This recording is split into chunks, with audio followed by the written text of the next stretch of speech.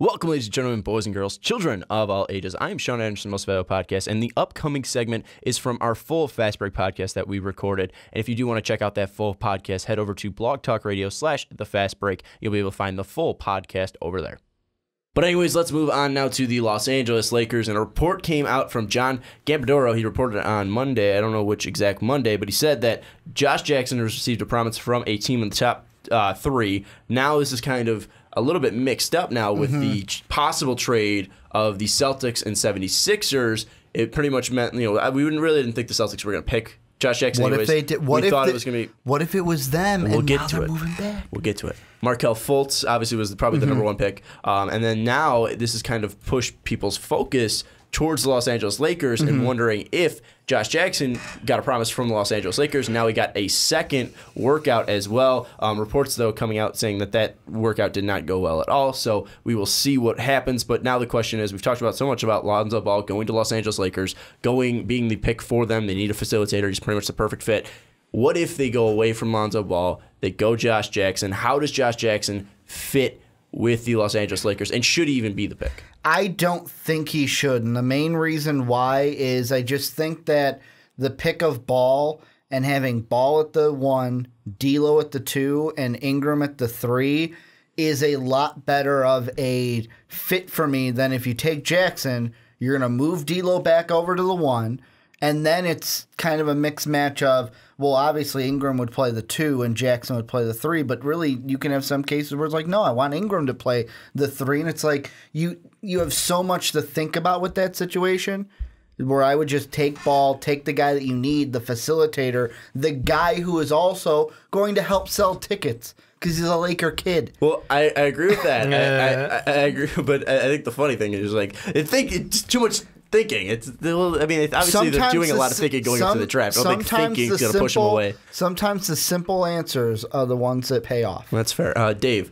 should Josh Jackson be the pick for the Lakers at 2? If they are going for the highest upside player at that point, I think you go Josh Jackson. I think fit-wise, Ricky's correct, and Lonzo Ball fits the immediate need. He fills out this team a little bit better. But Josh Jackson has potential to become like one of the best two-way players in this league. He's shown what he can do defensively.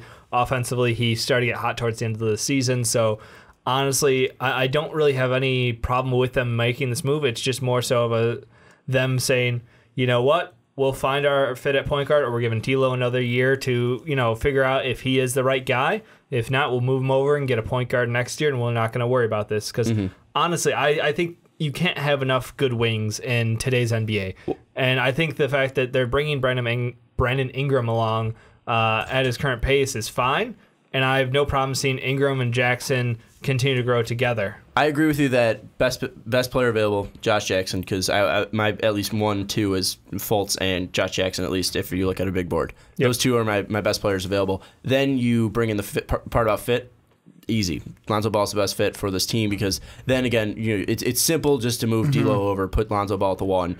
You got Brandon Ingram already for your 3. Julius Randle, as of right now, is your 4. Sorry, Dave. And then 5. I was just saying, unless Dave's the head coach. 5. I would still start Randle at the moment. 5, you can go with Zizic or Zubac. Sorry, till he gets traded. Zizic was Celtics. Wrong team. We're gonna have that showdown though. Zubac. Yes, we will. Zubac's your 5, or possible 5, or you might go with Mozgov to start. Yeah, because you're paying him a ton of money. But you look at this, and at least that makes the most sense. But really looking at Josh Jackson, how does he fit with the players currently on this team? So Brandon Ingram, Julius Randle, D'Angelo Russell. I mean, does it seem somewhat cohesive? Do you see it fitting? I mean, obviously Lonzo is the better fit, but how would at least Brandon Ingram and Josh Jackson play off of each other? Because you look at Brandon Ingram, we talked about his shot kind of being more of like a KD guy, being that scorer, Josh Jackson being a two-way player. Would that fit with those two, or do you think that it might be too much where Brandon Ingram's growth might be stunted because Josh Jackson might be the better scorer as of right now, might be at least have a better NBA body right now? Yeah, I think my biggest concern is how they would all work together within the system, because Luke Walton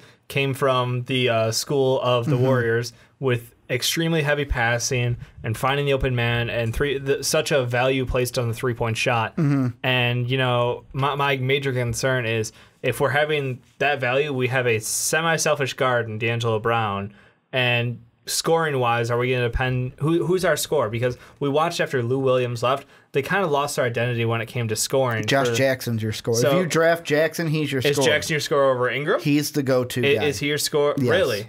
I would say that it's like, and the thing that I think of, and I'm glad you brought up the Luke Walton with his Golden State ties, because the thing I think of is that with how this team, with Luke Walton, with his plan of like, okay, let's work what worked in Golden we watched State. it work early on for this Lakers team. They were hot to start the season with that three ball. I can see Josh Jackson being a go-to scorer in transition, but also I kind of think about with how good Jackson is. I know that it's one of those things where, yeah, you know what, he doesn't have that great of a overall shot, but he can develop that. And that defense, what do the Warriors have? The Warriors had that guy where it's like, we need a lockdown defender. Clay, go get him. That's what Josh Jackson could be to this team, where it's like, we need this guy shut down. Hey, Josh, go get him. You also have Brandon Ingram, who is a ridiculously long defender. And could develop into an elite defender. And that's the thing. I think this pick ultimately, you have to decide between one of two things. Who are you giving up on, D'Lo or Ingram? Because if you bring in if you're bringing in Jackson, then you're telling Ingram, it's like, well, you know, we weren't really happy with you that first year, and you might stunt his growth. But if you bring in Ball, then it's like, well, you know, D'Lo, we're moving over to the 2. You're just not a fit for us at the 1. So either way, you could affect either player. I think you could affect, but I think that fit-wise, I'm not concerned with the overlap between Jackson and Ingram as much as I would be between between Ball and D'Lo. Like, I think that's a direct role overlap. I think if you watch Ingram's game and Jackson's game, it doesn't overlap exactly. They excel at different things while they play. I mean, at the core basis, I guess, yeah, they're both longer guys who have really great defensive potential. Shooting wise, they're in progress. I don't want to say they're just in progress. You brought up the Warriors. It's something where, you look at Clay and Curry, they work together even though they're both technically shooters. I mean, you look at those guys, they both can work off ball. They both can work with the ball in their hands. Curry's obviously better with the ball in his hands. I would say probably Josh Jackson's better with the ball in his hands. That's kind of debatable because they're both still young. Right. I at least like Josh Jackson driving to the basket more because he does have a better body, at least drawing contact, because Ingram at least is still doesn't have that size, doesn't have that bulk, where Josh Jackson does kind of bring a little bit of that bulk right now. I think that, again, those two will be able to fit together because wings really don't step on each other's toes even if they play together, because you can still put them on the opposite side of the court. So those two, I don't really think they stunt their growth. And D'Angelo Russell, I don't think he's really going to stunt his growth because he's still going to be in the same position. He's just getting an upgrade in teammates. Again, I agree with Dave that he might have more of an overlap with Lonzo, because then now he's not handling the ball as much. Now he doesn't have that creativeness in his hand. He has to rely on Lonzo. However, I think that might help D'Angelo flourish just because D'Angelo probably works better, at least in a scoring role and not in a creative mode, and he can work solely on getting to the bucket, working off ball, working off screens, et cetera, et cetera. And then that's the thing. If you take Jackson, then you're stuck with D'Lo as your, okay, he's our ball handler. And like you said, if he's not that creative side, needs to go to, then it kind of, to me, I'm sitting there going, I don't like what I see. When I close my eyes and envision the offense, I don't like what I see with this.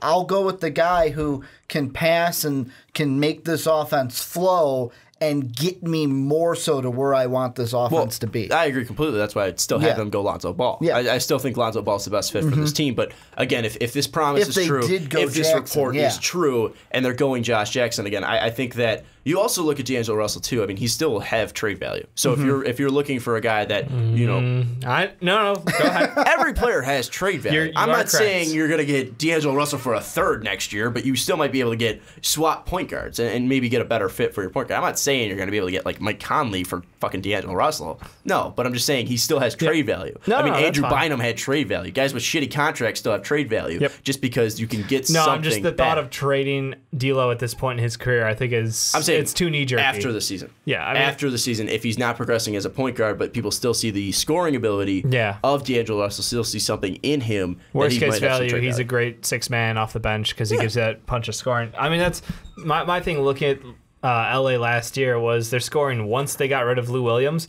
It was really a combo attack between D'Angelo Russell and Clarkson trying to manage that offense and get people involved. And honestly, there wasn't a ton to love after that midway point in the year. So it was like we got to watch Ingram had a little bit of growth. Yeah, he wasn't terrible. His 3-point shot looked really bad, but from his mid range at least he picked up. He seemed to be a little more aware and involved in the offense. I think his problem was his disappearing in the offense, and I think that's more of a like personality and a presence on the court thing. That as a young kid, you don't go in there and you're not all about me. I want the ball and all that stuff. Like that's just not who he is.